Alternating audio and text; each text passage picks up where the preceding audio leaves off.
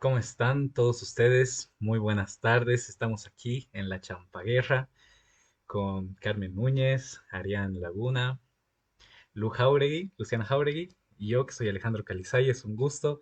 Estamos en nuestro programa piloto. Este va a ser un espacio pues para reflexionar desde las izquierdas, toda la coyuntura nacional, pero tampoco quedarnos solo en los aspectos coyunturales, sino que vamos a intentar conversar pues con muchísima honestidad sobre qué es lo que pasa a un nivel capaz un poquito en tiempos más largos, ¿no? Entendiendo procesos históricos más largos, procesos organizativos un poquito más profundos. Este es un espacio donde vamos a intentar conversar pues con toda la honestidad posible. Esperemos que les guste a quienes nos empiecen a seguir en Facebook. También estamos habilitando página de YouTube, que se van a subir ahí los videos y muy pronto inauguraremos nuestro TikTok. Es un gusto escucharles. Muy buenas noches, chicos. ¿De qué vamos a hablar hoy día? Buenas noches, Ale. Me alegra mucho poder abrir este espacio. Creo que hace falta mucho el diálogo desde la izquierda con una mirada crítica, ¿no? Una mirada crítica de qué ha ido mal, en qué panorama estamos ahorita y también un poco ver qué se está haciendo desde el otro lado del río, ¿no? Y bueno, hoy día vamos a hablar del gran elefante en la mesa, que ya lo hemos estado hablando en diferentes espacios todos estos meses, que por un lado es la explosión, implosión del MAS, que es fruto y a la vez está dando origen a toda una reconfiguración del campo político, pero en particular del campo de la izquierda, ¿no? Yo creo que hoy nos vamos a centrar más en cómo se está reconfigurando el espacio de izquierda en el país, qué es hoy la izquierda en el país, de dónde viene esta crisis de las izquierdas, pero también vamos a hablar del otro gran elefante que a veces, incluso en el debate, he visto que le dicen el que está en el chapare, o es como Voldemort, como que no se lo puede nombrar, ¿no? Vamos a hablar de Evo, de él como un personaje en la política, más allá de él como persona, ¿no? Como parte del proceso histórico, como parte de procesos económicos, políticos, pero también simbólicos. Y obviamente también vamos a hablar de las elecciones, que las tenemos ya aquí adelante, aquí en nuestra cabeza, nos están respirando. Entonces, qué lindo poder estar aquí con Arián, con la Lu. Entonces, les cederé la palabra un poco para que nos introduzcan. No sé si nos quieren hablar. ¿Qué ha pasado? ¿Cómo hemos llegado a este momento tan, no sé cómo decirle, ¿no? Como sí, como esta explosión que hemos tenido.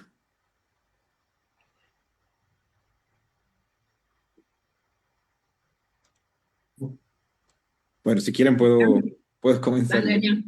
Arián. Bueno, primero, hola Carmen, Alejandro, Luciana. Yo muy feliz de, bueno, compartir hoy día con ustedes, pero además estoy muy feliz porque vamos a estar, creo que de forma relativamente periódica, conversando, dialogando de las cosas que están pasando y que se vienen, que seguramente van a ser muy, muy importantes, ¿no?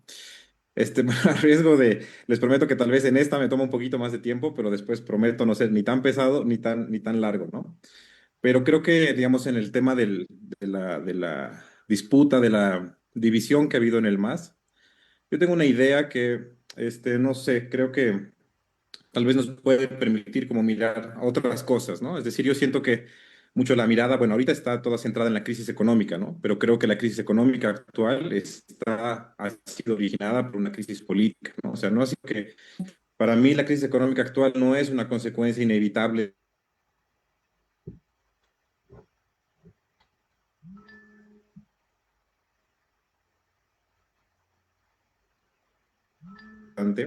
pensar esta división en el MAS.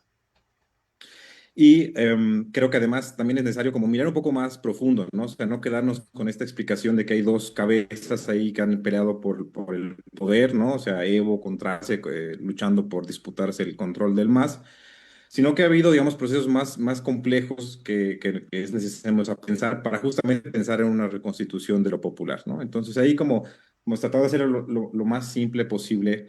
Yo lo que pienso es que el MAS, digamos, se ha presentado a sí mismo durante toda su existencia, ¿no? Como el partido de los movimientos sociales, ¿no?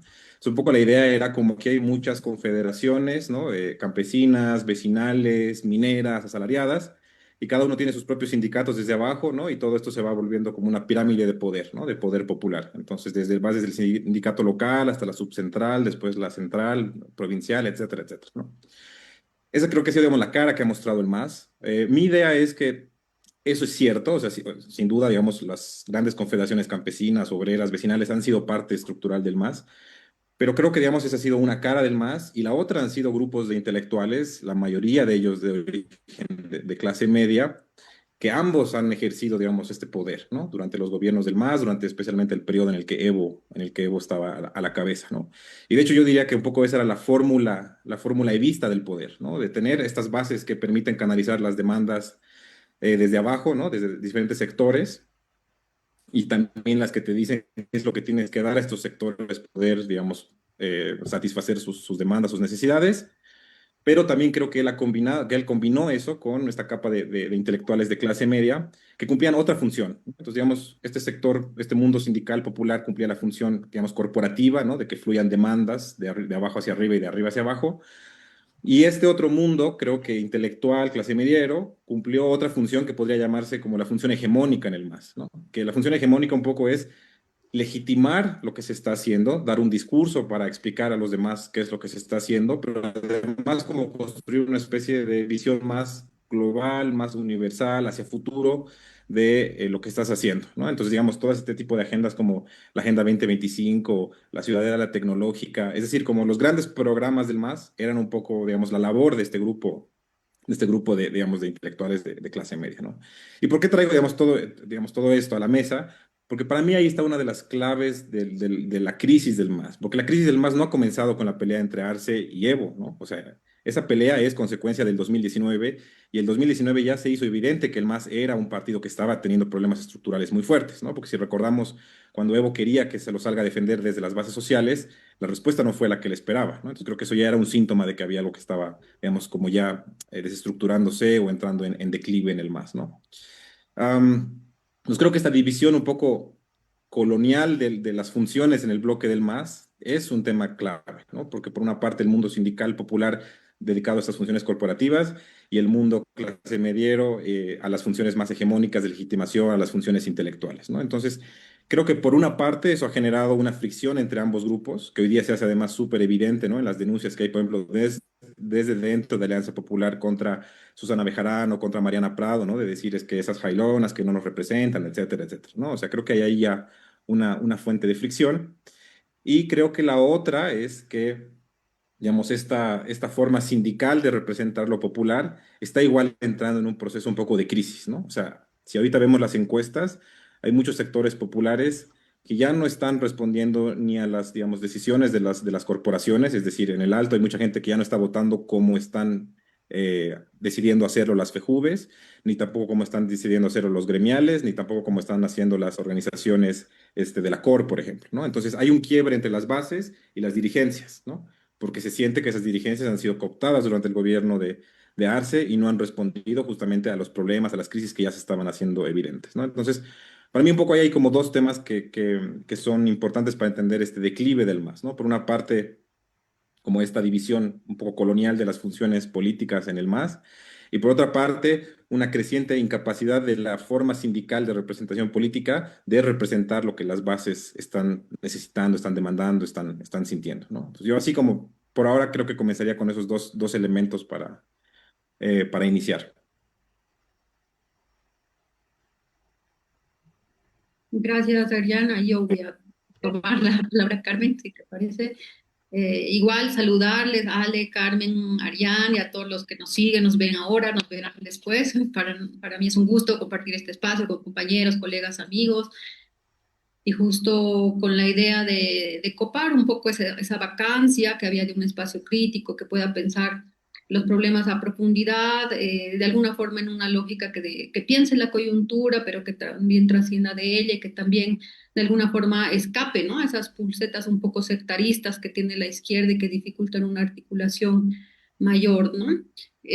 Bueno, la pregunta no es fácil porque de alguna forma interpela a hacer una autocrítica, ¿no? Una comprensión crítica del proceso que nos ayude a ver aquellos aspectos positivos, ¿no? Que el MAS como proyecto de poder creó, pero también sus límites en términos históricos, ¿no? Yo creo que yo coincido en el sentido de Arián, perdón, en el que la crisis del 2019 es un punto de inflexión, ¿no? En la que yo creo que lejos de fenómenos coyunturales se revelan, ¿no? Problemas estructurales de fondo, ¿no? Que trascienden largamente esta disputa entre Evo, Arce, etcétera, ¿no? Yo creo que yo pondría primero, para poner un primer nivel de análisis, esta dimensión estructural, ¿no? Y de pensar sobre todo al MAS primero como un proyecto hegemónico, si quieren, ¿no? Al MAS, el proceso de cambio como un proyecto hegemónico, que en 2019 muestra su incapacidad para tramitar un conjunto de contradicciones sociales y para responder al surgimiento de una nueva formación social cada vez más liberalizada y más derechizada, ¿no? Que explota, ¿no? De manera casi sorpresiva en 2019. Digo sorpresiva porque no se olviden que hasta entonces se pensaba en el MAS como un régimen, si se quiere, de hegemonía fuerte, ¿no? Que institucionalizó los conflictos sociales, incluso ustedes recordarán, algunos hablaban de tensiones creativas o incluso otros desde el otro extremo decían el MAS es la nueva derecha, ¿no? Precisamente para mostrar que había una cierta estabilización del campo político y que el MAS era una fuerza que concentraba la dinámica política, ¿no? Mi hipótesis ahí un poco es que detrás de este centro expansivo, si se quieren, que fue el MAS, había muchas contradicciones internas de clase, de densidad, territoriales, generacionales, que explotan en 2019 por derecho, ¿no? Por derecha. Y creo que al final lo que se revela es la incapacidad de un tipo de articulación hegemónica, populista, centrada en el liderazgo de Evo Morales para tramitar esas contradicciones sociales, ¿no? Entonces ahí me da la impresión que se revela también los límites del proyecto, ¿no? Arián ha puesto el elemento del modelo económico, que lo podemos discutir como un elemento más de la crisis, pero también me parece que hay unos marcos culturales, por ejemplo, del proceso de cambio que tampoco, que se vacían, ¿no? Y que ya no logran dar sentido a la nueva realidad, por ejemplo, ¿no? Después hay un conflicto de clase, étnico, etcétera, que explota también detrás del pacto más empresarial que tenía el MAS, por ejemplo, ¿no? Es decir, hay un conjunto de dispositivos políticos, culturales y económicos que entran en una suerte de desfase con la realidad social, ¿no? Y creo que, bueno, eso podemos abundar en otro momento, pero creo que es importante poner sobre la mesa esta dimensión estructural de un proceso de cambio que se va quedando relativamente anacrónico respecto al proceso económico y social, ¿no? Por un lado yo pondría eso. Por otro lado, sí, creo que hay condiciones mucho más coyunturales, más vinculadas al MAS como fuerza política, ¿no? Y creo que tienen que ver con un proceso, yo diría, que limita tramitar estos cambios sociales que se estaban produciendo porque había un cierto esquema de poder relativamente centralizado, ¿no? Y esto creo que en su momento fue una fortaleza muy grande, porque todos sabemos que Evo Morales era el gran mediador, ¿no? El que lograba de alguna forma compatibilizar esa heterogeneidad de grupos, sectores que se articularon alrededor del MAS, ¿no? Justo en el sentido que planteaba Ariano, había sectores populares, indígenas, comunitarios, campesinos, empresariales, clases medias, ¿no? Era verdaderamente un conglomerado heterogéneo y hasta contradictorio, yo me animo a decir, ¿no? Entonces, la función, si se quiere, cesarista, mediadora de Evo Morales, era tramitar esas relaciones y equilibrar el campo de fuerzas, ¿no? El problema, me parece, es que progresivamente se va produciendo un proceso de centralización política en su liderazgo, más allá de la figura, ¿no? Yo siempre pienso el liderazgo como una relación social, no como un rasgo de personalidad o algo así, sino como un fenómeno que va de ida y de vuelta, en la que la figura de Evo Morales concentra una serie de prerrogativas que progresivamente limitan esa dialéctica entre bases y dirigencias, partido, Estado, etcétera, ¿no? Y en el fondo, lo que parece revelarse también, yo, bueno, siempre soy pesimista, eso les digo desde ahora, todos me dicen, pero también creo que hay un momento en que se revela una crisis de mediación, ¿no? De las estructuras organizativas, ¿no? Estoy pensando de todas verdaderamente, ¿no? De los sindicatos, del propio partido, yo me animaría a decir inclusive ahora una crisis de la mediación corporativa, ¿no? Que articulaba las demandas sociales en el Estado, ¿no? Y a contramano podemos discutir la otra vereda, pero surge un proceso de, qué sé yo, la emergencia del ciudadano, ¿no? Que es una suerte de subjetivación política liberal, individualizada, etcétera, que está impugnando esta mediación corporativa, ¿no? Pero en el fondo nos está mostrando que estas organizaciones tienen muchas limitaciones actualmente al momento de responder, ¿no? Y de conectar las demandas sociales con la base. La pregunta es ¿por qué? Y yo ahí voy, cierro solamente con un par de ideas más.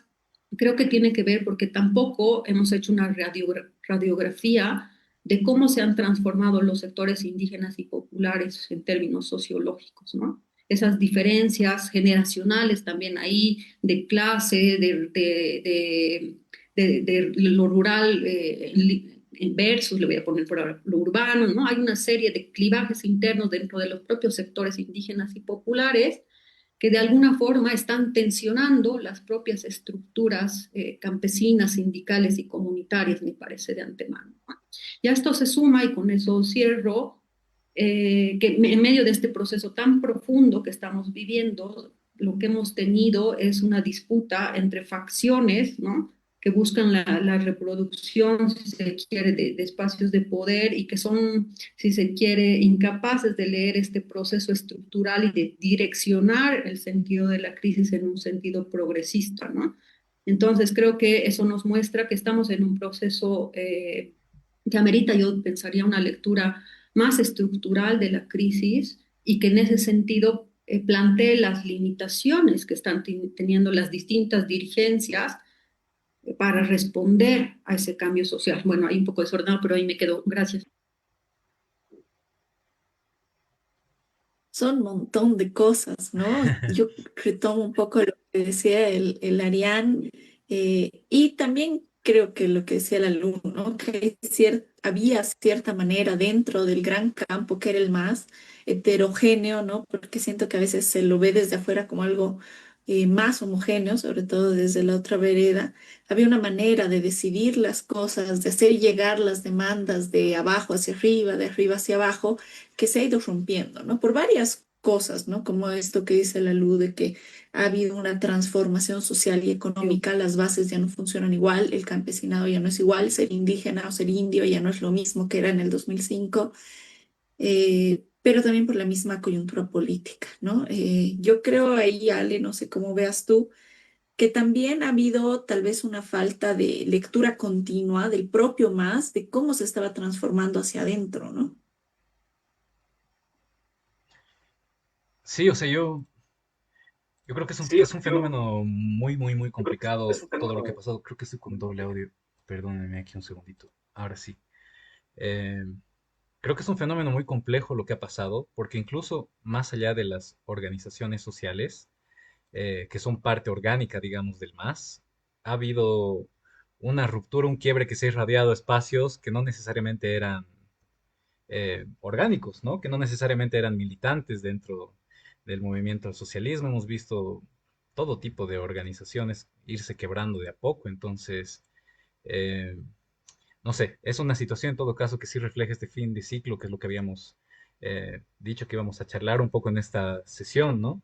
Y ahí más como pregunta, no, no sé si ustedes lo han pensado de esa misma forma, Arián, Lu, Carmen, pero es una etapa de mucho caos, porque en estos 14 años o más, digamos, que ha estado el proceso de cambio, se habían estructurado, le podemos poner como ciertos bloques, ¿no? Había ciertos espacios que se organizaban, uno sabía hasta qué punto este grupo decía esto, pensaba esto en relación a las izquierdas, a la economía, al más, pero ahora todo se ha vuelto un caos y tú ves a sectores le podemos poner, no sé, radicales, entre comillas, coincidiendo con sectores que tal vez nunca hubieran coincidido, que pueden ser un poco más liberales y todo eso se refleja de una forma que también de alguna manera se va a manifestar en los votos, ¿no? Que es algo que vamos a hablar esta noche más adelante, pero sí, igual perdón por la intervención caótica, solo que sí es como lo que en mí se queda, ¿no? Por los espacios donde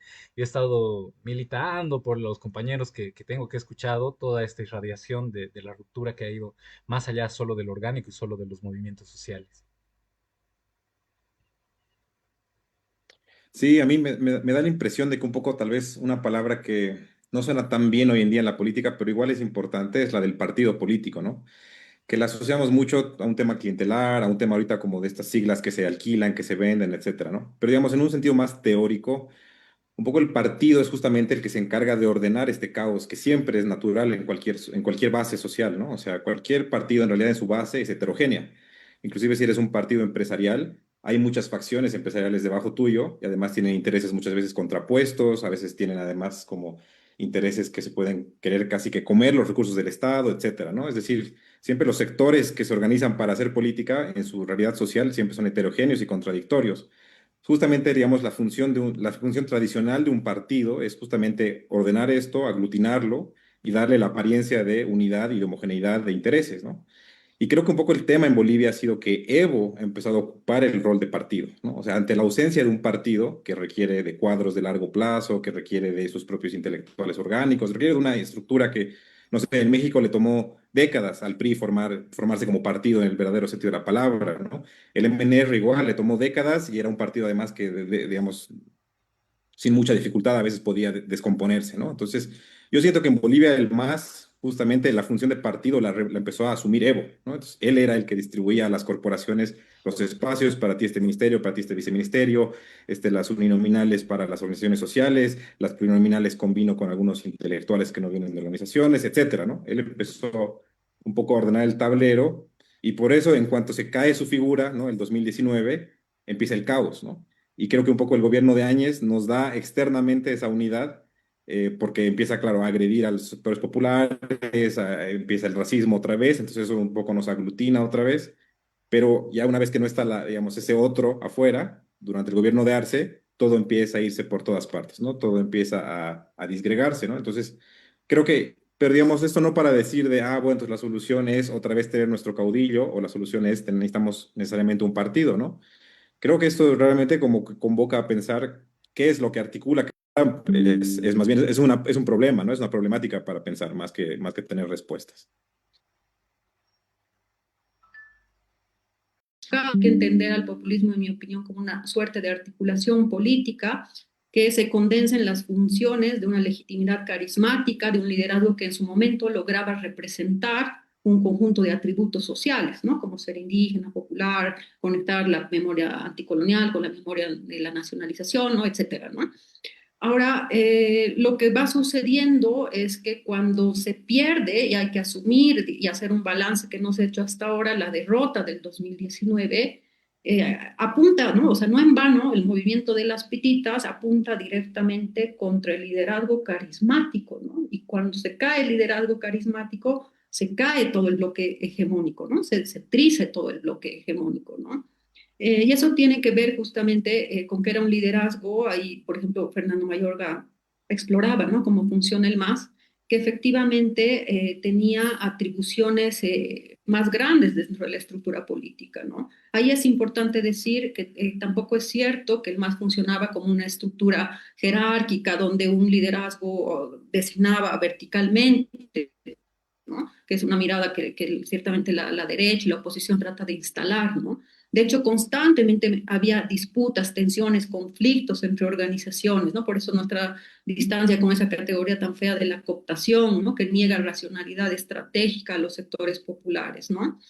Sin embargo, en efecto, las decisiones en última instancia las tomaba el líder Evo Morales, ¿no? La figura de Evo Morales.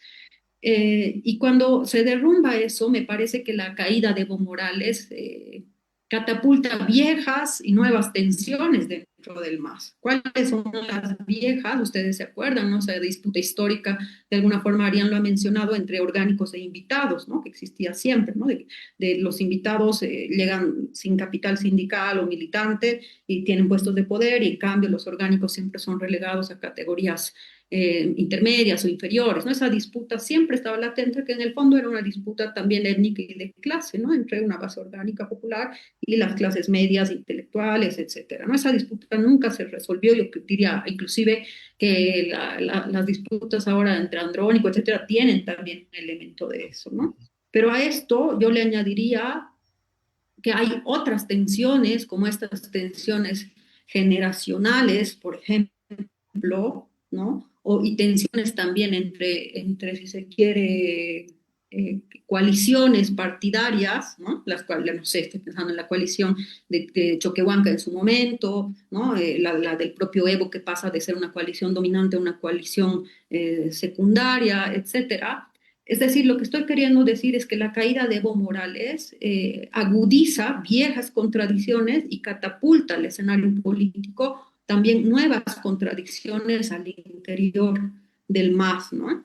Lo que se va viendo en este proceso de trizamiento verdaderamente del bloque popular es que el MAS no logra encontrar un mecanismo de rutinización del carisma, ¿no? ¿Qué quiere decir este proceso de rutinización del carisma? Que cuando ya se pierde, ¿no? Se desmorona la legitimidad carismática, es necesario generar un desplazamiento a una suerte de legalidad, de legitimidad más racional, ¿no? Más burocrática, donde la adhesión ya no está en el liderazgo, sino, por ejemplo, en el partido, ¿no? En el partido movimiento, podemos discutir eso, ¿no?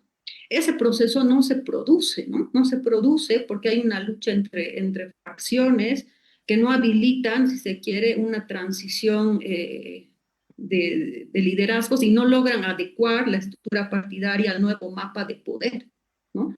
Porque nadie podría negar que en un momento en que el levismo fue la coalición dominante, luego aparecen muchas otras que ameritaba diseñar una forma distinta de procesamiento de las demandas y de procesamiento político, ¿no? Ahí, por ejemplo, las primarias eran una buena opción para generar ciertos mecanismos, ¿no? Y al contrario, lo que va sucediendo más bien es un atrincheramiento, ¿no? De segmentos, de grupos, que básicamente lo que hace es tratar de aniquilar al otro, ¿no? Entonces vemos a un marxismo persecutorio con el poder judicial y un evismo también que le bloquea el gobierno al marxismo, etcétera, y lo que hace ese mutuo bloqueo es más bien radicalizar estas contradicciones estructurales que ya tenía el proceso de cambio como proyecto, ¿no? Y cierro con esta idea más, luego la puedo seguir desarrollando. Y al margen de este proceso de crisis interna del MAS como estructura partidaria, está este proceso del fin de ciclo que planteaba el ALE, ¿no?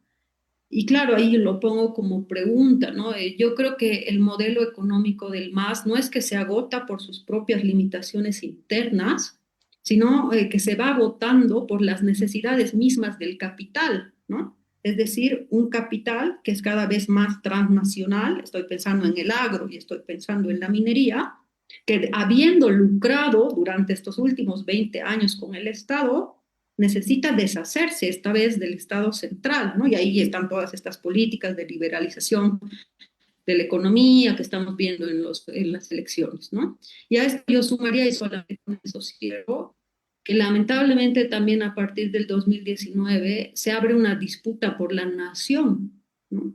Por la nominación de la nación, ¿no? Estas ideas que parecen anacrónicas, pero que en realidad van creciendo progresivamente de volver a la república o de oponer república a Estado plurinacional, en el fondo nos está mostrando una disputa irresuelta, ¿no? Entre unos sectores mestizos, etcétera, que quieren volver a ser la materia prima de la bolivianidad y desplazar este proceso si se quiere, de jerarquización de lo indígena como núcleo de la construcción nacional, ¿no? Yo creo que al menos esos dos elementos, ¿no? De un modelo económico que entra en crisis por un cambio de las propias condiciones del capital, ¿no? Y la lucha por la nominación de la nación entre viejas y nuevas élites económicas, políticas, sociales, es lo que estamos viviendo ahora. Bueno, ahí me quedo. Ya estamos, ¿no? Yo siento tocando el segundo tema, que justamente era Evo Morales, porque ha tenido, ¿no? Un papel central en todo esto, sigue teniendo un papel central en todo esto. Y ya hemos visto un poco cómo fue lo de su papel antes, ¿no? Creo que tanto Arián como tú coinciden un poco, Arián, con esta perspectiva de que el Evo se transformaba el partido, también con este modelo decisivo que muchas veces ante las disputas pasaba por Morales, aunque como dices, no era siempre vertical. Por ejemplo, aquí en Cochabamba vivimos varias veces que ante lo que se llamaba dedazo para la alcaldía, la gente no votaba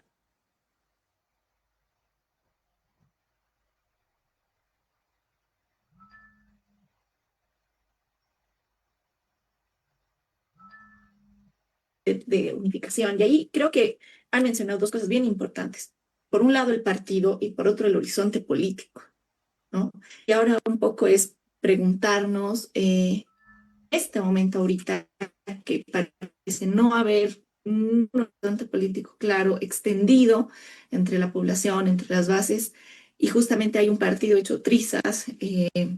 ¿Dónde quedan estos viejos líderes, estos viejos liderazgos, o bueno, no les gusta que les digan viejos, pero dónde quedan un poco en este panorama?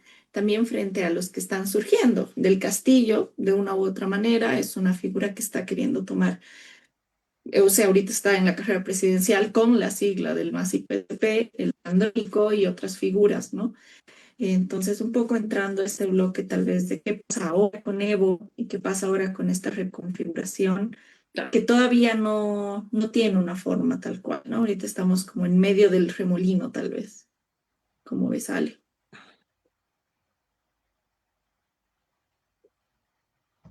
Perdón, compas. Ahora sí, sí, pues la figura de Evo es la gran parte del elefante dentro de la habitación que decía la Carmen al inicio, ¿no? Es algo que de alguna manera está transversalizando cada pequeña discusión a nivel teórico, pero también es, no sé, yo creo que tú estás en el trufi y alguien está hablando bien, o está hablando mal, o está hablando con mucha pasión. Tú estás en los restaurantes y escuchas a gente así el otro día escuchado así como de una mesa, riñéndole al de la otra mesa por su criterio. Creo que es algo que está pues sumamente vigente, ¿no? Yo tengo un criterio que creo que lo voy a ir emitiendo poco a poco en los futuros programas de la Champaguerra, pero creo que lo primero, digamos, con lo que yo me he encontrado llegando del Ecuador hace unas semanas, es que la gente estaba hablando mucho más y de una forma mucho más apasionada, ya sea en rechazo o a favor, del liderazgo de Evo, ¿no? Yo creo que es un liderazgo que sigue sumamente vigente, pero que, y esta es una lectura a muy corto plazo, ¿no? Para mí, o sea, entendiendo lo que está pasando en este contexto preelectoral en concreto, eh, tal vez está cometiendo ciertos errores en cómo se lee este futuro o cuál es la estrategia, por ejemplo, eh, para que el proceso de cambio sea restituido, ¿no? Porque es algo que se ha abandonado ya con el golpe y creo que ha costado volver a ponerlo en vigencia, ¿no? Entonces, bueno, eso es lo que yo pienso, no sé qué dicen los demás.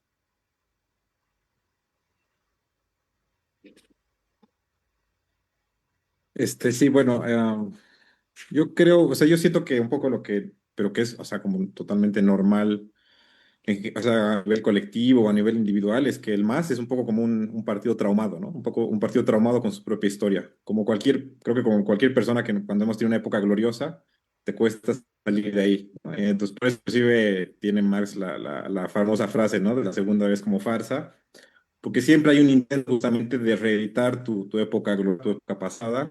Y creo que un poco el MAS y Evo están justamente viviendo del pasado, ¿no? O sea, estamos pensando en esa fórmula mágica del 2005 para adelante, donde estaban las grandes sindicatos, grandes confederaciones, apoyo masivo, más del 50% de votación, etcétera. Y yo siento que tanto Evo como líder y el MAS, no me refiero a la sigla, ¿no? Sino como todo ese movimiento, todo ese bloque político, mientras más tarde en salir del trauma, más, digamos, va a tardar más en reconstituirse, ¿no? O sea, el primer paso es justamente dejar de pensar que se puede volver a hacer lo que se hizo en el pasado para moverse hacia adelante, ¿no? Es decir, mientras Evo quiera volver a asumir la posición que tenía, siento que no va a poder reconstituir ningún tipo de liderazgo, ¿no? Y, mm, y en ese sentido, probablemente, digamos, el bloque político del MAS va a tardar justamente en reconstituirse en lo que aparezca un liderazgo que pueda cumplir muchas de las funciones que cumplía Evo, pero adecuándose a la nueva realidad, que es de la que hemos estado hablando, ¿no? Este, pues en ese sentido, primero es eso, ¿no? Como aceptar un poco lo que hemos estado hablando, que lo ha dicho varias veces Luciano, o sea, el MAS se ha transformado, su base social se ha transformado, y entonces esa antigua forma corporativa piramidal, por ejemplo, yo siento que ya no va a lograr representar, canalizar a esa base social, ¿no? O sea, necesariamente el MAS, por ejemplo, tiene que flexibilizarse. En algún momento, por ejemplo, alguien habló de un frente amplio de izquierda, ¿no? Creo que probablemente eso se adaptaría mejor a la realidad y a la base estructural y al momento histórico en el que está todo este bloque político, ¿no? Y en ese sentido, también el líder de un frente amplio es muy diferente al líder de un movimiento que estaba todo bastante, digamos, bastante consolidado y centralizado, ¿no? En ese sentido, yo creo que Evo todavía tiene potencial para ser un líder, pero en la medida en que justamente reconozca que su nueva función es la de un articulador, la de alguien además con mucha experiencia entre estos dos ámbitos, ¿no? Del mundo sindical, pero también del mundo intelectual, del mundo de la construcción de hegemonía, ¿no? En la medida en que él reconozca ese nuevo rol, creo que él puede reasumir una posición de liderazgo. En la medida en que no, en la que quiera restituir el pasado, siento que va a continuar en este proceso de innegable decaimiento de su figura, ¿no? De líder. Sí, yo igual, bueno, es un tema bien difícil lo de Evo Morales, ¿no? Sobre todo además porque, claro, últimamente, no últimamente, ya en los últimos años, la traición se ha convertido en el mecanismo explicativo, ¿no? Para explicar todo, para decir por qué se rompe con el otro. Y en realidad, bueno, eso nos impide, ¿no? Plantear el problema verdaderamente político que está detrás de la figura de Evo Morales, ¿no? Porque al final terminamos viendo las rupturas como cuestiones personales, ¿no? O fidelidades que deberían ser igualmente personales, ¿no? Y creo que ese es un impedimento, inclusive epistémico, digamos, para pensar el momento que nos toca, ¿no?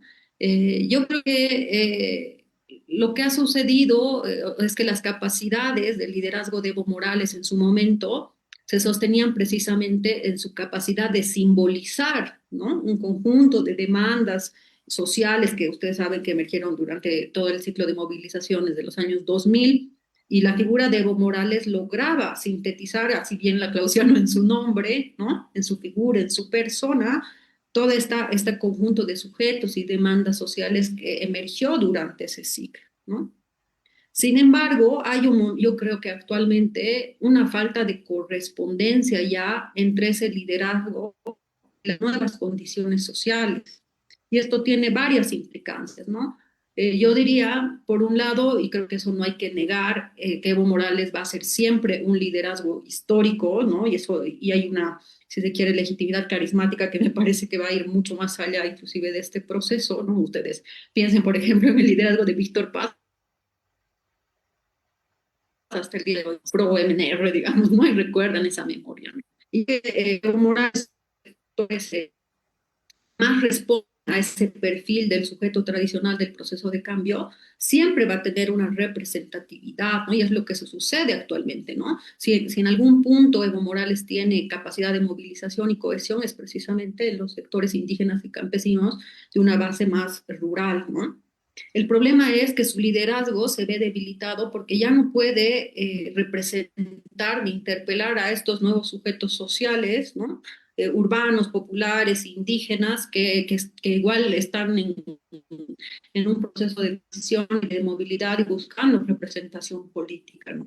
Si uno la piensa, de alguna forma podríamos decir que Evo Morales representa al viejo sujeto histórico y Andrónico Rodríguez como un traspiés, eso podemos discutirlo, está tratando, ¿no? De catalizar también políticamente a los herederos de ese proceso de cambio, ¿no? Hay una fisura, por eso ahí, inclusive temporal, de dos liderazgos, unos más potentes que otros, etcétera, pero que en el fondo nos están mostrando esta fisura también del sujeto popular, ¿no? El problema me parece, yo coincido con Ariane en el sentido en que hay, pues, ¿no? Esta que algún rato también lo hemos hablado, ¿no? Una suerte de melancolía de izquierda, ¿no? De pensar que aferrarse al pasado, ¿no? Irse, ¿no? Uno mismo con el pasado, ¿no? Lo va a retener y lo va a preservar, ¿no? Entonces hay unas filiaciones muy, a veces obtusas respecto al liderazgo de Evo Morales, e inclusive yo me animaría a decir respecto a dispositivos culturales, ¿no? Muchas veces escuchar, no sé, los clásicos discursos del proceso de cambio, ¿no? De defender, etcétera, pero que al fin la gente ya no le empiezan a hacer sentido en su realidad, ¿no? Y la pregunta es ¿por qué? ¿No? Y es por qué. Y es porque hay un discurso y un proyecto que progresivamente se ha ido vaciando, ¿no?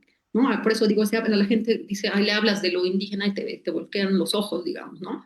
Esa es una derrota política que hemos tenido en 2019, pero también hay que hacerse cargo de este proceso de vaciamiento, del proceso de cambio, donde repetir las consignas históricas ya suenan a discursos completamente vacíos, ¿no? Y eso, lejos de tener una perspectiva muy pesimista, debería interpelarnos, ¿no? De a pensar por qué el liderazgo de Evo Morales, mientras más se radicaliza, por ejemplo, es más segmentado, ¿no? Más se radicaliza y está más clausurado territorial y socialmente, ¿no? Y por el otro lado, pensar también por qué el discurso del proceso de cambio, que incluso muchos de nosotros lo asumimos, ya no logra interpelar, ¿no? O cada vez tiene menos capacidad de interpelación, ¿no?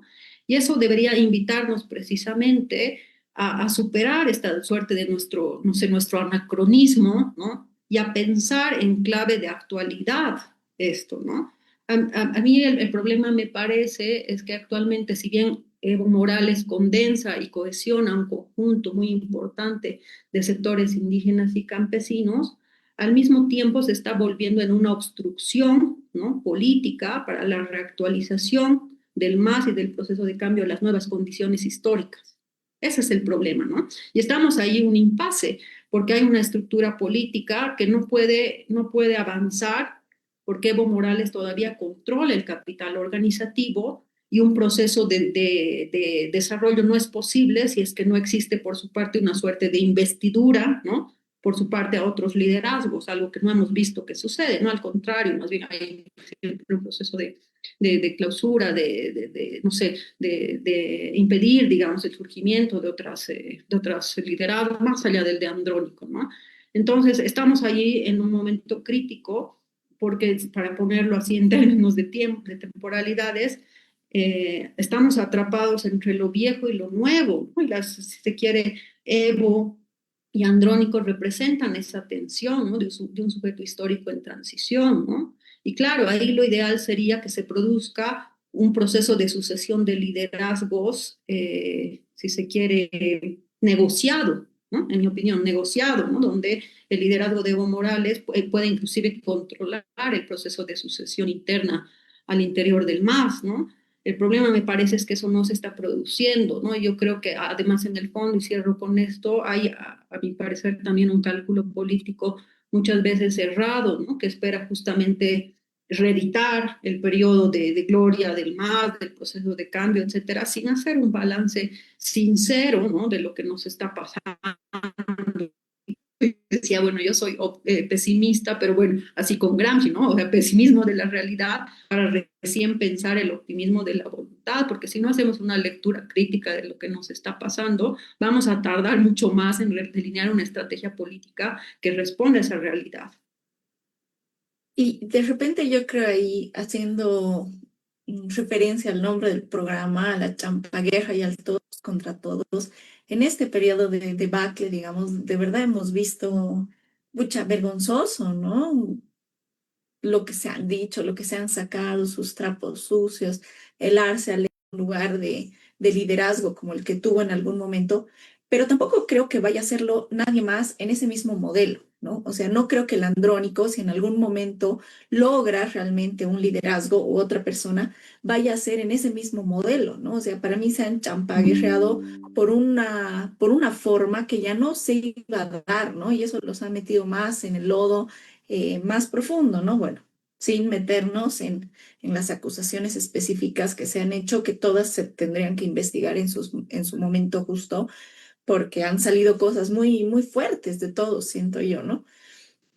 Y ahí yo creo que realmente es donde es un poco las elecciones y ahora, ¿no? Es cómo permitir tal vez este frente amplio que decía el Arián o el nacimiento de una nueva organización o el nacimiento o no sé si nacimiento, pero la reconfiguración de un partido intentando salir un poco del lodo, ¿no? Salirnos un poco de toda esta champagueja y este de todos contra todos, por ejemplo, el aceptar. Yo creo que parte de lo que pasó el 2005 entre las grandes federaciones, por ejemplo, es que si bien todas tenían sus intereses propios, en la constituyente misma se vio su diferencia de intereses.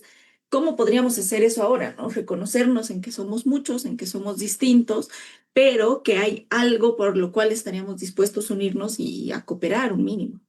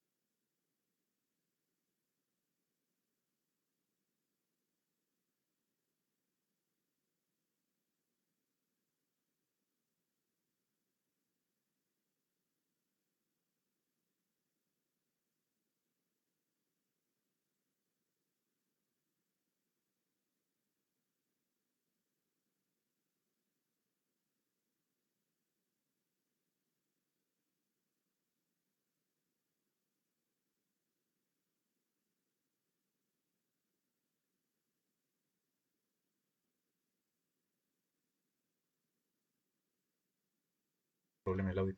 Yo creo que la mejor forma de cuidarlo a- en términos históricos, ¿no? En términos de todo lo que ha sido Evo, en términos de todo lo que ha representado, en términos de todo lo que ha confluido en su liderazgo desde hace tantas décadas, es pues permitiendo que hayan transformaciones que profundicen todo lo que se está o sea, intentado soñar, ¿no? Y en ese sentido, por ejemplo, yo creo que algo que va a ser también una transversal a lo largo de todos los capítulos que vayamos a tener aquí como Champaguerra, es pues entender cómo va a ser la lógica de la resistencia al neoliberalismo. ¿No? ¿Cómo nos vamos a organizar? ¿Qué trincheras va a haber? ¿Qué creatividades? ¿No? Creo que eso va a ser algo súper interesante también para conversar. Y ahí, pues, ojalá no nos toque disputar también con nuestros mismos compañeros con quienes nos hemos visto muchas veces en las calles, quienes algunos a mi criterio se han extraviado y ahora están asumiendo pues una posición sumamente violenta, más con gente que debería ser su compañera que con la vieja derecha neoliberal, digamos, ¿no? Entonces, ya me dio un poco de más nostalgia todavía porque salió cortado un poco del audio del inicio de mi intervención, pero sí, o sea, porque ya además ya tenemos que pasar tal vez al último bloquecito de este primer programa, que es hablar de qué le va a pasar a la izquierda en esta coyuntura electoral, ¿no? Pero sí, yo no quería dejar pasar la oportunidad para decir eso.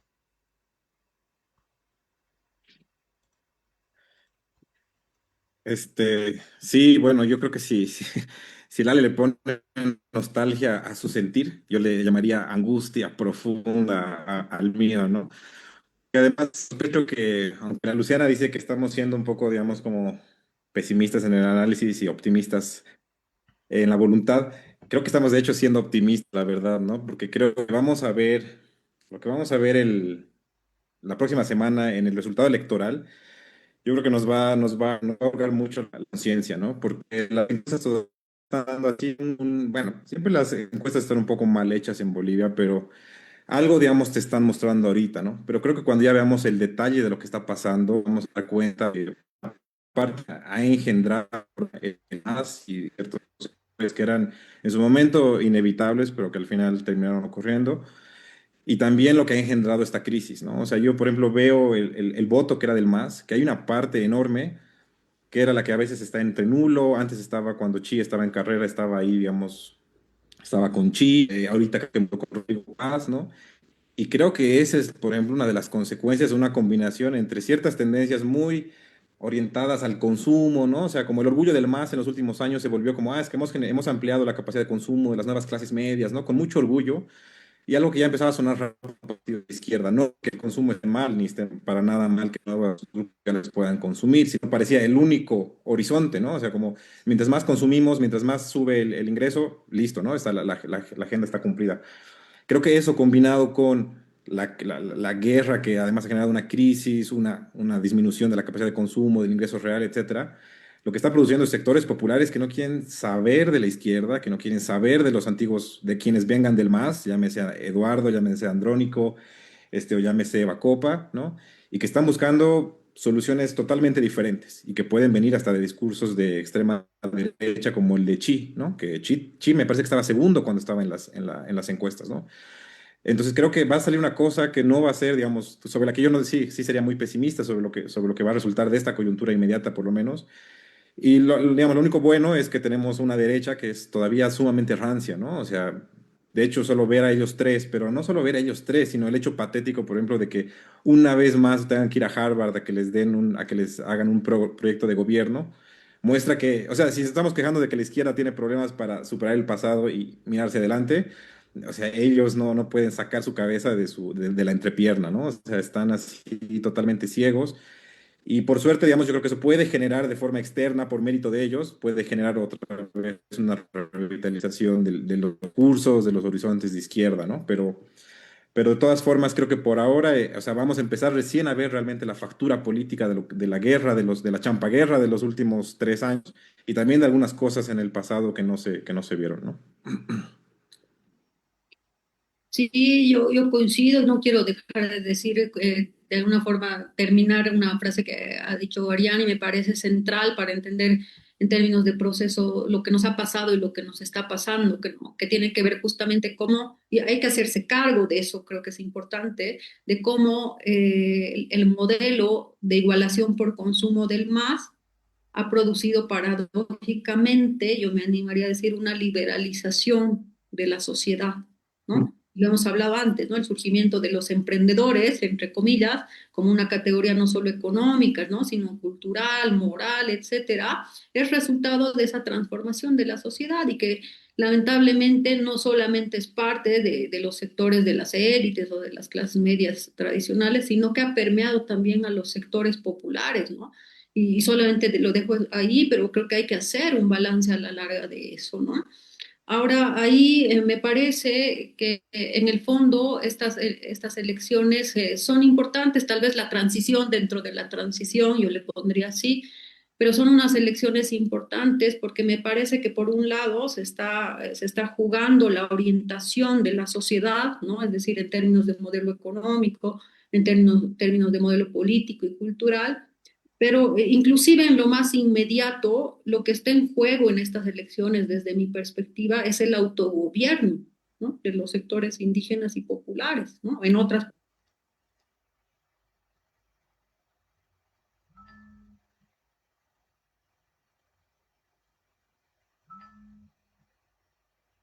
activamente fisurada por múltiples facciones, no solo partidarias, sino sindicales, orgánicas, etcétera, con liderazgos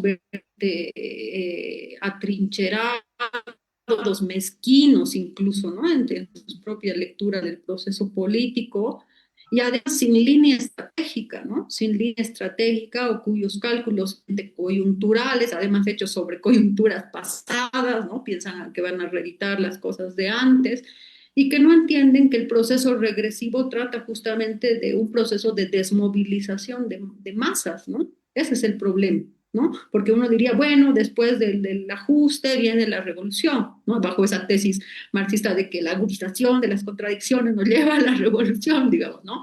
Pero eso es hacer verdaderamente una abstracción del contexto social, político y de las relaciones de fuerza y de la orientación misma de las tendencias históricas del proceso, ¿no? Entonces, lo que vemos son fuerzas políticas que verdaderamente en ese su atrincheramiento al pasado no logran, si se quiere, diagnosticar verdaderamente lo que nos pasa, ¿no? Yo coincido en lo que dice Arián, porque que actualmente las encuestas, más allá de las observaciones que podamos tener ahora, nos están mostrando justamente esa descomposición del movimiento popular, ¿no? Y esto lo digo para aquellos sectores que están esperando que las elecciones, no sé, un 40% nos dé la sorpresa, ¿no? En realidad lo que está sucediendo, y eso no hace falta solo ver las encuestas, basta con darse una vuelta por los municipios, por los mercados, etcétera. Lo que está pasando es que está cambiando el comportamiento electoral histórico de los sectores populares, ¿no? Es decir, sectores que antes eran votantes del MAD están progresivamente desafiliándose de ese partido y están en busca de otras opciones electorales. No necesariamente decantan a la derecha tradicional, pero ahí están buscando, yo me animaría a decir, terceras opciones, ¿no? Y esto es importante porque es cierto que esta derecha tradicional tampoco capitaliza plenamente la derrota del MAS, ¿no? No es que es una derecha hegemónica, digamos, en términos de consenso, de proyecto, etcétera, ¿no? Es una derecha también, yo me animaría a decir que es una derecha también nostálgica, más nostálgica todavía que el MAS, ¿no?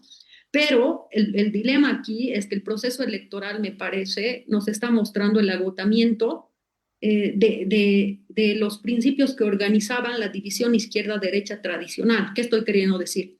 Que este proceso electoral va a barrer con todo el arco político ideológico, es decir, con la izquierda tradicional, pero también con la derecha tradicional. Y a contramano estos indicios que desde el 2019 teníamos con el Chi, con Dun, con Rodrigo Paz y el capitán Lara, fenómenos así, que en el fondo nos están mostrando el surgimiento de una nueva derecha, ¿no? Una tendencia antipolítica que combina conservadurismo moral con libertarismo incluso, ¿no? Que cada vez va creciendo y tomando espacios en la sociedad y en la subjetividad de las personas, ¿no? Eso me parece que se está germinando. El problema, me parece, es que también, y cierro con eso, se está abonando a la luz justamente de una radicalización unilateral de la izquierda, una fuerte predisposición subjetiva al orden, ¿no? Lo hemos visto, Yayago, etcétera, donde hay gente que te dice que metan bala de una vez que salga el ejército. Cuestiones así que no tienen que ver solamente con el autoritarismo de los gobiernos que vengan, sino con un sector de la población que por su antievismo va a avalar ese tipo de cosas, ¿no? Entonces ahí se podría configurar esto que con el Ale algún rato hemos venido discutiendo y que ya está pasando en el resto del mundo, de una suerte de neoliberalismo autoritario, ¿no? Donde ya no es el neoliberalismo democrático de los 90, de la democracia pactada, sino que precisamente frente a su debilidad como fuerzas hegemónicas, son capaces de implementar el ajuste por la fuerza. ¿Y por qué digo esto? Porque me parece que antes que Milei, etcétera, nuestros ejemplos más cercanos son Perú y Ecuador, ¿no? Donde hay un fenómeno parecido de regímenes débiles de derecha, pero que están desarrollando una política neoliberal a partir de legitimidad, que aquí sería el antievismo, y implementando un ajuste a través de la violencia y con una suerte de derechización también de los sectores medios, tradicionales, etcétera, que son capaces de avalar eso, ¿no? Entonces, claro, ahí yo creo, y solamente cierro con esto, que es una pregunta de la izquierda, ¿qué? ¿No? Yo ahí creo que hay que bajarle un poco nuestro horizonte político, porque no creo yo que sea posible rearticular el proceso de cambio hereditario, porque hay que ya salir de esa nostalgia, pero sí hay que generar, si se quiere así, un frente amplio defensivo, ¿no? Un frente amplio que pueda contener, ¿no? La profundidad, por ejemplo, del ajuste, inclusive estas ambiciones de desmantelar el Estado plurinacional, ¿no? Yo creo que estamos en un momento profundamente defensivo, ¿no? Y me parece que todavía no estamos estableciendo las estrategias necesarias para dar esa lucha, que es en realidad la que se viene. Yo coincido mucho en que esa es la lucha que se viene, ¿no? O sea, yo no me ubico, pero como que me sobrepasa esto. El otro domingo ya son las elecciones, ¿no? Y desde el otro domingo para adelante, lo más probable es que después de 20 años, la derecha va a gobernar el país, ¿no? Justamente por todo esto que han dicho, por que hay un desencantamiento de las clases populares que ya no se reconocen en este proyecto, porque ya, ¿cuál proyecto? Están buscando otras opciones política, la FIC tan larga, creo que habría que analizarla profundamente porque creo que ahí se han encontrado por alguna razón muchas de las eh, de los que en algún momento votaron por el MAS en esta necesidad de orden, aunque sea por la fuerza, digamos, ¿no? Pero ahí yo creo que hay que también dejar de tirarnos caca de repente entre la izquierda, ¿no? Por ejemplo, en esta disputa tremenda, es que es la champaguerra de verdad entre el voto nulo y el voto por Andrónico. Yo creo que ahí nos estamos haciendo la guerra entre nosotros, los que se supone que somos nosotros, sin ver que lo que va a pasar es mucho peor, ¿no? O sea, el negar, por ejemplo, de parte de los evistas y del mismo Evo, que el Andrónico haya traicionado o no haya traicionado, que no es el punto de ahorita, que entre en nosotros es mucho más terrible porque nos deja en un lugar estratégico malísimo, ¿no? No solo porque yo diga, uy, sí, hay que votar por Andrónico, porque va a ser la panacea socialista, porque parece que eso piensan que dices cuando dices hay que ser estratégicos, pero es que nos vamos a quedar sin nada prácticamente, ¿no? Por estas estrategias nos vamos a quedar sin nada en el legislativo, nos vamos a quedar sin la estructura partidaria, vamos a pegar los pluris, los unis, probablemente no sé si se logra ir a segunda vuelta, no se logra ir a segunda vuelta con Andrónico, y justamente es porque no se entiende que si se apoyan ciertas estrategias, no quiere decir necesariamente porque se crea que se va a volver a eso, ¿no? Sino por una cuestión de que necesitamos un buen lugar para defender estas cosas, ¿no? Lo que se viene, sobre todo si gobierna, va a ser la derecha va a hacer reajustes neoliberales en muchos niveles para los que necesitaríamos las mejores condiciones posibles para resistir.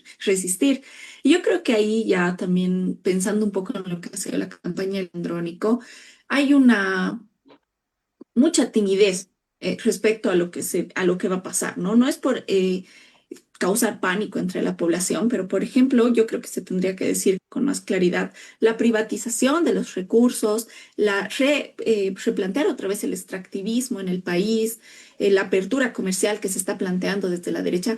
Nos va a hacer mucho mal, nos va a joder más a todos, ¿no? O sea, yo creo que se está cediendo un poco en el discurso desde un poco la campaña del Andrónico, pero incluso desde el Evo, a pensar que la solución va a ser este tipo de reajustes estructurales de corte liberal o neoliberal, cuando más bien deberíamos volver a replantearnos ya, pues, sí, ¿qué pasa con las nacionalizaciones? ¿Qué otros sectores estratégicos son necesarios que estén en control del mismo pueblo? ¿Qué pasa con los transgénicos? ¿Qué pasa con las vacas? Si ahí está el trabajo de la gente, porque para todos aquí, si los transgénicos y las vacas producen dinero, no es por obra y gracia de los señores que están allá arriba.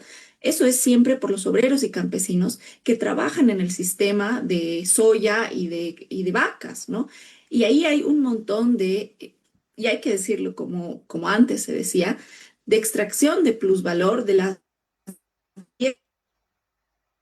Parece que están planteando volver a darles más y más prerrogativas en esta idea de que capital exterior o capital privado es lo que nos va a salvar de este hueco, cuando yo siento que no, ¿no? Pero para plantear nuevamente una defensa de lo público, pero no solo entendido como la cosa del Estado, sino como lo nuestro. Yo creo que también hay una separación de la gente de ya no pensar, por ejemplo, en el 2005 había un gran entendimiento de lo que se estaban llevando las petroleras era nuestro, ¿no?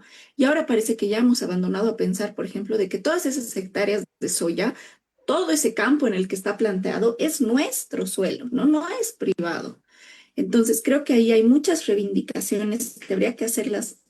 Bueno, es mi perspectiva, hay otros que más bien piensan justamente que desde la izquierda habría que seguir este camino más tímido para mí, pero también creo que si queremos hacer estas exigencias, necesitamos el mejor campo de juego posible, ¿no? Y estrategias como la de seguir lanzándonos caca y diciendo no, que nulo, que el andrónico es un traidor, que este es un otro, que este es un cualquiera, no sé qué, porque la coyuntura nos ha llevado a este particular momento, ¿no? Esta es la realidad que tenemos ahorita. La papeleta va a ser la que va a ser el otro domingo y no es porque creamos que va a pasar magia desde arriba, desde el Andrónico o desde su plantilla de senadores, porque no va a ser.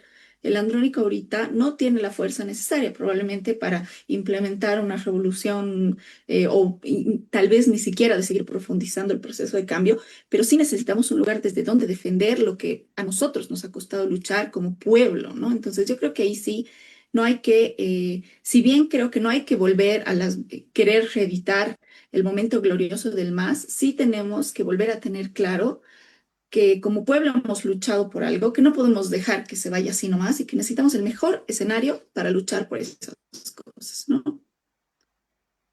Pero, perdón, ¿qué están haciendo los empresarios con nuestros dólares, ¿no? O qué están haciendo en la agroindustria, etcétera. Pero quiero que antes de esa timidez la gente dice, bueno, o sea, tampoco veo gran diferencia entre una u otro discurso, entonces obviamente ya digamos, puede moverse tu voto de forma mucho más fácil, ¿no? O sea, me da mucho la atención esta timidez y la planteo como una pregunta, ¿no? Como tal vez una explicación.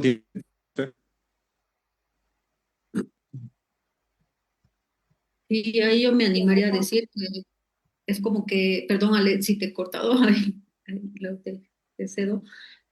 Pero creo que el problema es que la izquierda en general, ¿no? Con sus distintas corrientes, ya se está desenvolviendo en un campo discursivo adverso, ¿no? En un campo discursivo marcado por las coordenadas de la derecha, ¿no? Que son liberalización, que vuelva el mérito, no sé, qué sé yo, la descentralización, pacto fiscal, regiones, o sea, hay todo un campo discursivo que es per se adverso a la izquierda, ¿no? Ahí el problema, me parece, es que la candidatura de Andrónico, luego podemos discutir las otras corrientes, ha tomado una estrategia de correr el centro, ¿no? De correr hacia el centro para agradar teóricamente al votante medio, ¿no? Y desde ahí capitalizar una suerte de voto a su favor, ¿no? Pero en realidad lo que me parece es que se ha producido al contrario, ¿no? Para empezar, yo me a decir que hay una disonancia, ¿no? Porque hay una campaña de Andrónico que te dice, aquí hay dos proyectos de PIS, el de ellos y el de nosotros, y cuando revisas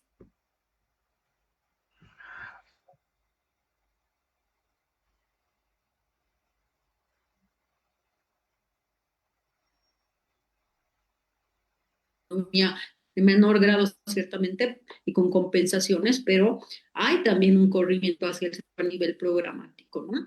Yo creo que eso es equivocado porque Andrónico me parece que no está entendiendo la fuerza de Andrónico, que en realidad la disputa que se está jugando es por su votante duro, ¿no? Por el voto duro. Este otro prácticamente ya no quiere votar por el más, ¿no? O sea, de hecho te dicen cualquiera menos el más. Entonces, lo que debería hacer Andrónico es tratar de cohesionar a su bloque social. Incluso, eso yo me haría decir que debería tratar de movilizar agendas hasta maximalistas en el sentido de la izquierda, ¿no? De decir, aunque no sean posibles, pero bueno, no sé, frente a esto, sí, ¿verdad? Diría, no sé, hay que de una vez restringir que los del agro se lleven sus dólares, cosas así, ¿no? Más radicales, más etcétera, que eso yo creo que le permitiría dar una identidad a la izquierda. Eso me parece, ¿no? Que la izquierda ha perdido su identidad en este proyecto, ¿no? Y a eso, por supuesto, eso no hay que decirlo, las propias debilidades.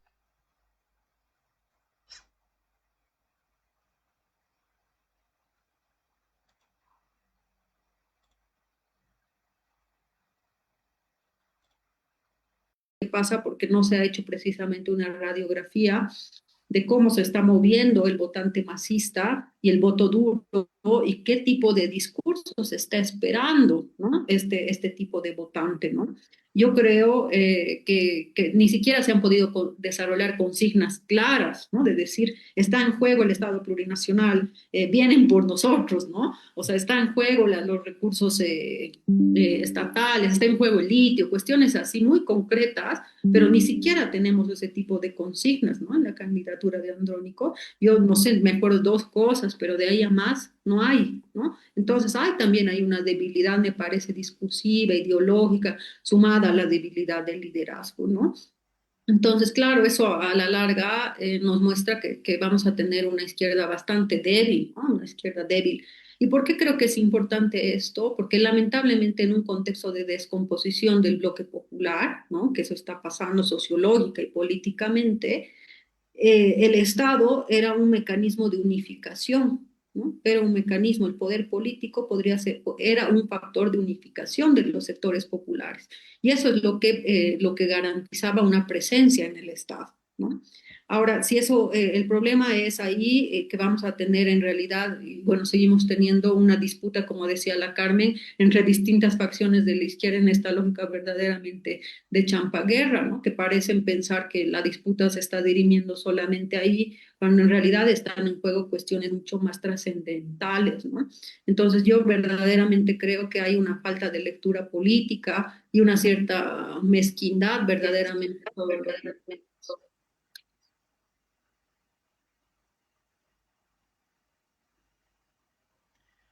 Tremendo, tremendo.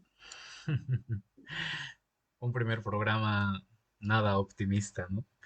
Pero creo que es lo que nos toca también enfrentar, creo que es lo que nos toca reflexionar. eh, Yo coincido creo que ya vamos a empezar a cerrar tal vez en unas cuantas intervenciones. Yo estoy de acuerdo con que tal vez el error ha sido intentar acomodarse a los números, ¿no? Y creo que eso es algo que yo he aprendido aquí, que les comento para quienes no saben, de quienes nos están escuchando, yo estoy estudiando comunicación con una orientación muy política y creo que ver en la calle que a veces intentar acomodarse a los números, que la gente tal vez no es muy receptiva, por ejemplo, con algunas consignas que pueden venir, por ejemplo, del feminismo, entonces tal vez le asesoran al andrónico, no, ahí tal vez bájale un poquito, o no sé, en cuestiones económicas, a veces acomodarse a los números no es la mejor estrategia, ¿no? Porque justamente si se está hablando de este voto duro de vista, yo creo que hay que entender por qué ese voto se ha endurecido, qué ha hecho que la gente siente ese apasionamiento durante tanto tiempo por Evo, y es que yo creo que su liderazgo en su momento, que era además lo que se necesitaba históricamente, ha sido un liderazgo que en palabras del mismo le metía nomás, ¿no? Era alguien que realmente estaba dispuesto pues a disputar las cosas que eran necesarias y bajo un criterio donde se concatenaban además muchos procesos organizativos, ¿no? Entonces yo creo que tal vez hay que salir de los números, no sé si estamos a tiempo todavía para eso, nos quedan 3 días de campaña, va a pasar sumamente rápido y algo que ojalá no suceda en Bolivia, pero que es una degradación de la política electoral democrática y que se ve mucho en Latinoamérica, es que pues justo estos días aparecen con las cochinadas de que se inventan el video, se inventan el audio, que salen todos los fake news y que los candidatos en lugar de estar defendiendo ideas, programas, tienen que estar ahí apagando incendios, que eso no le hace bien a la gente. Creo que eso eh, deslegitima mucho más esta idea de organizarse, ¿no? Que además va a ser uno de los grandes desafíos a mediano plazo. Yo creo que es que la gente sienta que reuniéndose, haciendo cosas como la que estamos intentando hacer ahorita con la Champaguerra, se puede transformar algo. Yo creo que incluso más allá de lo electoral, así que la gente decida vincularse pensando en batallarla, va a ser un desafío muy grande y justamente este deterioro político es pues uno de los motivos que nos lleva a eso. Entonces, ojalá no suceda. Eh, y ahí también yo como reflexión, como eso que les decía justo cuando se me cortó el audio, que este apasionamiento que yo veo, esta identidad, que mucha gente del voto duro siente eh, hacia Evo, no se rompe, ¿no? Yo creo que hay una narrativa, que ciertos entornos muy dañinos, pero ni siquiera los movimientos sociales en sí, sino son gente que tiene más acceso a medios, son liderazgos medios que están como corrompiendo mucho la lógica de decisiones, que yo creo que esto eh, se crea esta dicotomía de que si uno no vota nulo, no lo quiere, o no respeta lo que ha sido el proceso de cambio, o no tiene una convicción así honesta hacia toda la lucha que se ha tenido en el país durante las últimas décadas, y eso es falso, ¿no? Es como ya lo han dicho todos aquí, creo que es más bien lo que tenemos que pensar es cómo vamos a cuidar todo eso, cómo vamos a cuidar todo ese proceso histórico, ¿no? Y ahí, obviamente, no vamos a hacer proselitismo en este programa, además es algo que ya lo habíamos charlado, pero yo sí creo que hay que ser sumamente reflexivos al momento de ir y votar y contemplar todos los peligros que vienen, como ha dicho la Carmen, que son más allá de los rostros, ¿no? Más allá de los nombres, que es realmente, lo van a vivir. No sé, hay que pensar, por ejemplo, lo que le está pasando a los jubilados ahorita en Argentina, que salen cada miércoles, que desgarrador es ver esas imágenes y no sabemos pues qué nos tocará vivir aquí en Bolivia si es que no tenemos mínimas condiciones que nos den pues cierta ventaja en la lucha, ¿no? Que se viene. Sí, o sea, más allá, yo creo que no se trata de decir, hace años a mí me llegó mucho algo que decían los zapatistas, que era votes o no votes, organízate, ¿no? Y yo creo que ahora siempre aplica lo mismo, ¿no? En esta cuestión de las elecciones es importante el voto, yo lo considero importante, pero más allá, yo creo que es importante que nos organicemos entre nosotros para no dejar que esta implosión, este trizamiento nos desbarate por completo. Tenemos que seguir reflexionando, tenemos que seguir organizándonos, teniendo en cuenta quiénes somos, qué es lo que queremos, hacia dónde queremos ir, pero sobre todo tener claro, porque yo creo que los que nos ven en general son convencidos, por ejemplo, los que nos están viendo ahorita por Facebook, pero tal vez nos estamos equivocando al no tratar de decirles a los demás cosas que nosotras y nosotros tenemos relativamente claros, como por ejemplo que esta crisis económica no viene nomás del manejo o mal manejo del MAS y que se hayan fumado la plata y que no sé qué. Los dólares se van a algún lugar, ¿no? La empresa privada y el capitalismo es muy duro.